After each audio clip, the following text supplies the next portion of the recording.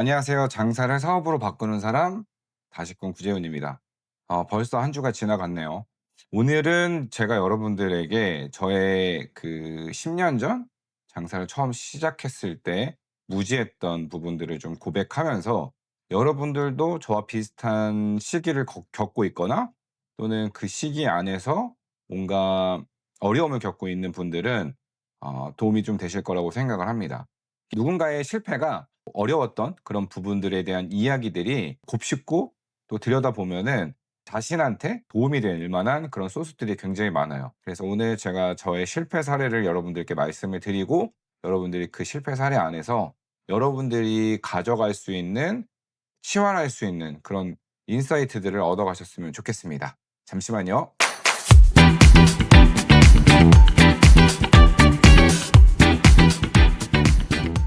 제가 10년 전에 그 오리 전문점을 창업을 했었었는데 저희 어머니께서 오리 고기 전문점을 지금까지도 한 20년 정도 하고 계시죠.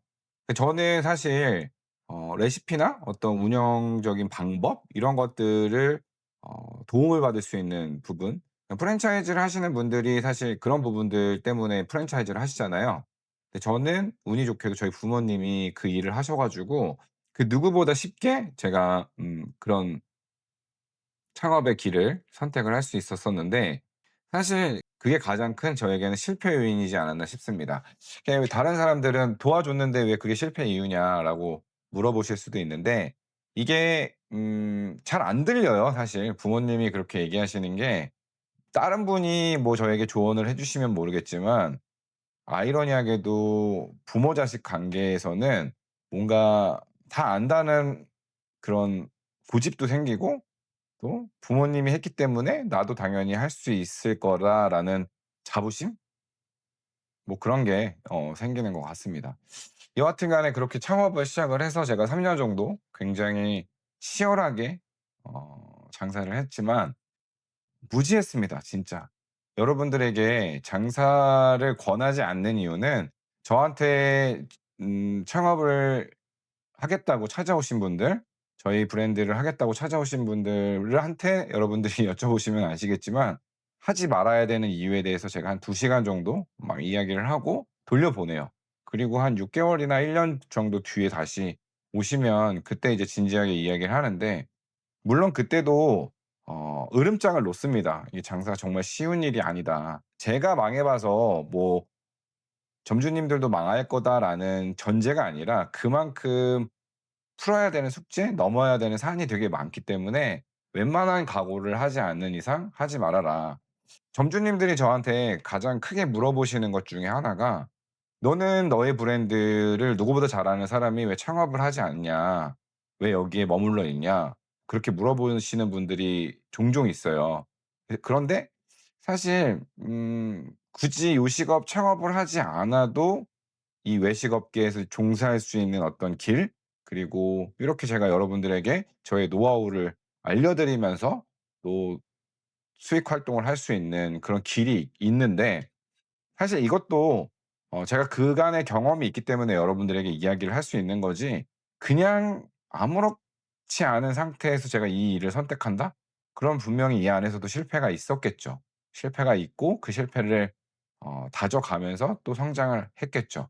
그런데 저는 매여 있는 게 너무 싫었어요. 매장에서 매여 있고 제가 3년 동안 솔직히 단 하루도 마음 편하게 쉬어 본 적이 없었고 일어나면 가게에서 매여 있다가 끝나면 또 가게에서 쪽방에서 자는 시간들이 너무 힘들었고 너무 싫었고 그런데 그게 비단 저만의 문제가 아니라 장사하시는 모든 분들이 사실 공감하실 거라고 생각을 합니다.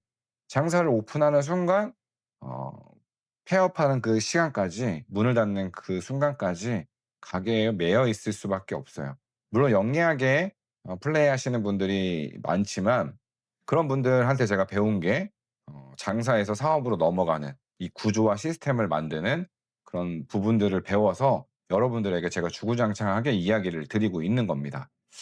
처음에 저는 오픈을 했을 때 장사가 제법 됐어요. 뭐 오픈빨이라고 하죠. 200만 원, 300만 원 매출이 점점점 올라가더니 500만 원까지 이제 쳤는데 되게 기쁘잖아요. 1 매출 500만 원 치는 게. 그런데 사실 돌이켜 보면은 이 1 매출 500만 원을 쳤을 때 그다음 날이 문제였어요. 가게는 완전 초토화가 됐었고 식재료는 다 떨어졌고, 그런데 저는 또 고무돼서 그날 저녁에 술을 또 진탕 먹고, 포스기기에 1 매출 500만 원 찍으면 뭔가 그다음에도 500만 원씩 계속 찍을 것 같고, 그럼 월 매출로 따져 봤을 때 그게 얼마예요. 장사 초보가 '이제 나는 성공의 가도를 달리는구나. 돈을 많이 벌겠구나.' 그런 뽕에 취할 수밖에 없습니다. 그런데 다음 날 영업을 정작 못 했어요. 매장이 초토화가 되어 있으니까 상도 정리해야 되고 식재료도 준비를 해야 되는데, 전날 제가 뭐 했다고 얘기했죠? 술을 마셨습니다. 취해 있는 상태, 이 숙취가 있는 상태에서는 기능이 떨어져요. 신체 기능이 떨어지기 때문에 뭘 해도 되지 않습니다. 직원들 출근한 직원들과 장사를 다음 날 그다음 날 장사 준비를 하면서 그날을 날렸는데, 500만 원을 벌면 뭐 합니까? 나누기 2 하면 250만 원이고 직원들 하루 임금은 날아가 버리는 거고, 휴식이 휴식이었으면 좋았을 텐데 그렇지도 않았어요. 그러니까 하루 벌고 하루 또 준비하고 하루 벌고 하루 준비하고, 장사는 연속이어야 되거든요. 오늘 했으면 내일도 해야 되고 내일 했으면 다음 주도 할 수 있어야 되고 다음 주도 했으면 다음 달도 해야 되고, 그 상태로 매년 유지가 돼야 되는 게 장사의 속성인데 몰랐던 거죠. 그래서 여러분들에게 오늘 드리고 싶었던 핵심 메시지는 뭐냐면요.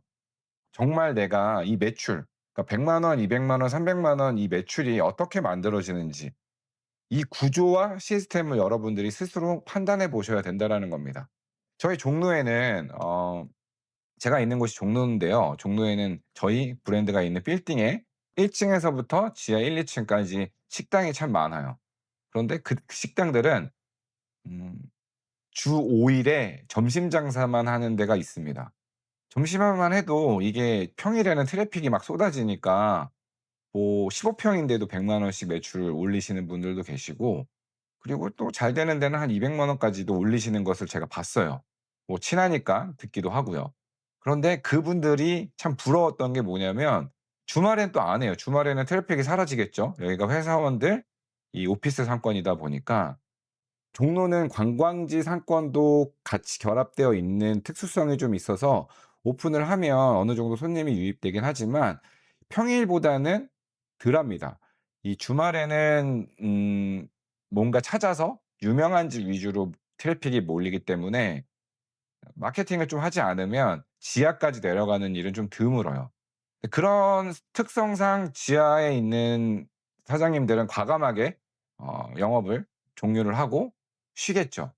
주 5일 가지고, 또는 뭐 빨간 날이 껴져 있으면 어떤 날은 주 4일 이렇게 계산을 해 보면 어 뭐 하루에 100만 원에서 200만 원 치고 사장님께서 가져가시는 돈이 적게는 500만 원에서 많게는 1,000만 원 정도까지 이렇게 이익이 남는 거를 계산할 수 있거든요.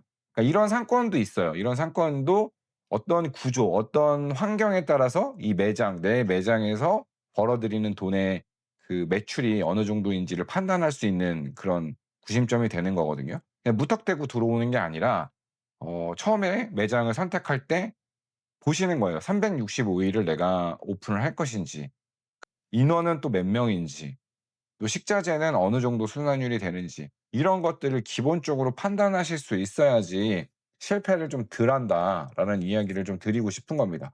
그리고 또 하나가, 제가 아까 뭐 500만 원의 매출을 올렸다고 말씀을 드렸지만 이게 500만 원으로 빡 쳤을 때 직원들의 체력도 안배를 해야 되고, 또 아까 말씀드렸던 식자재도 되게 중요하다고 말씀을 드렸잖아요. 근데 이 식자재를 우리가 얼마만큼 또 준비, 비축을 해둘 수 있는지, 이런 부분들의 감도 좀 필요한 부분이거든요. 그래야지 다음날 또 직원들이야 뭐 이렇게 다독이면서, 또 아니면 번 돈에 쪼끔씩 이제 쉐어를 해 주고 보너스를 주면서 동기부여를 시키고 끌고 갈 수는 있어도, 이 식자재가 없으면, 팔 상품이 없으면 연속적으로 우리가 장사를 할 수가 없잖아요. 그래서 그런 부분들도 여러분들이 좀 고민을 해 보셔야 되는 부분일 것 같기도 하고. 그리고 여러분들이 제일 중요한 게 저는 현금 흐름이라고 생각을 하거든요. 저도 마찬가지로 매출을 이익으로 잘못 판단한 그런 무지함이 있었던 것 같습니다. 그래서 이 통장에 꽂히는 돈이 다 내 돈인 줄 알았는데, 이게 우리가 월급 생활을 할 때는 이 세금이 제외되고 그다음 나머지 돈이 들어오잖아요.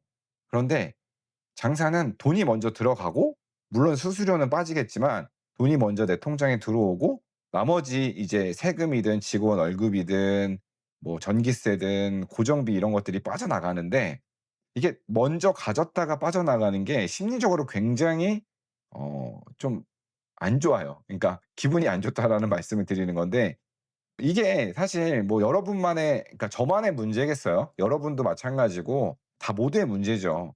생각에 관한 생각이라는 책, 데일 카너먼의 책에서 보면은 소유 효과라는 게 있는데, 어 우리가 이 컵이라는 가상의 어떤 물체를 여러분들에게 제가 "이거 3천 원입니다."라고 드렸어요. 그리고 여러분들이 그걸 갖고 있다가 다시 이 컵을 팔아야 돼요. 그럼 여러분들은 얼마를 지불하실 수 있으실까요? 보통의 사람들이 뭐 1,000 원에서 2,000 원? 그러니까 받았던 금액 3,000 원이라는 그 금액보다는 쪼끔 더 높여서 판다고 합니다. 이게 자기가 가졌던 물건을 소유했을 때 가치를 부여한다라는 의미인 거죠. 통장의 돈도 마찬가지예요. 이게 얼마나 소중하겠습니까? 내가 피땀 흘려서 번 돈을 누군가에게 정당한 이유 없이 뺏긴다? 그러면 여러분들이 가만히 있겠어요? 이게 또 손실 회피 성향하고도 좀 비슷한데, 그런 심리적인 기제를 모르는 상태에서 어 이게, 제가 군인 출신이다 보니깐 단 한 번도 제가 국가 욕을 해본 적이 없는데, 그때 정말 국가 욕을 되게 많이 했던 것 같아요. 여하튼 간에 그런 부분들도 우리가 고민을 한번 해 봐야 된다. 그리고 현금 흐름. 어 내가 번 돈은, 이 매출은 그냥 매출이 아니고 여기서 무엇이 빠져나가고, 그 일반적으로 몇 퍼센트, 몇 퍼센트, 몇 퍼센트 이렇게 빠져나간다라고 이렇게 여러분들이 생각하시는데, 그거보다 쪼끔 더 디테일하게 생각을 하셔야 돼요.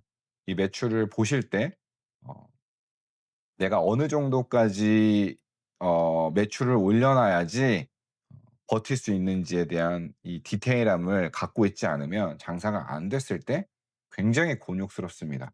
그래서 제가 저희 점주님들한테도 항상 하는 말이 있어요. 유보금을 한 1억 정도에서 2억 정도는 꼭 통장에 박아 놓으시라고. 그 돈은 여러분 돈이 아니다.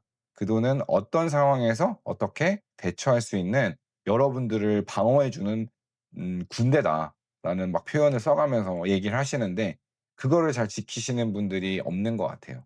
1억 에서 2억 정도면은 어 필요할 때마다 이렇게 꺼내 쓰시기도 하겠죠. 근데 꼭 유보금이 있어야 된다. 그래야지 안정적으로 매장을 운영하면서, 이 안정적인 마음이 있어야지 장사도 잘 됩니다. 뭐 여러분들 통장을 떠나서 지갑에 한 1-2만 원 있어야지 나가서 친구들 만날 때 안 쪽팔리잖아요. 그리고 뭐 하자 그래도 망설임 없이 할 수 있고. 저도 그랬거든요. 그러니까 똑같은 겁니다. 여러분들도 유보금이 어느 정도 있어야지 장사를 할 때 여러분들이 좀 편안한 마음 상태에서 장사를 시작할 수 있다.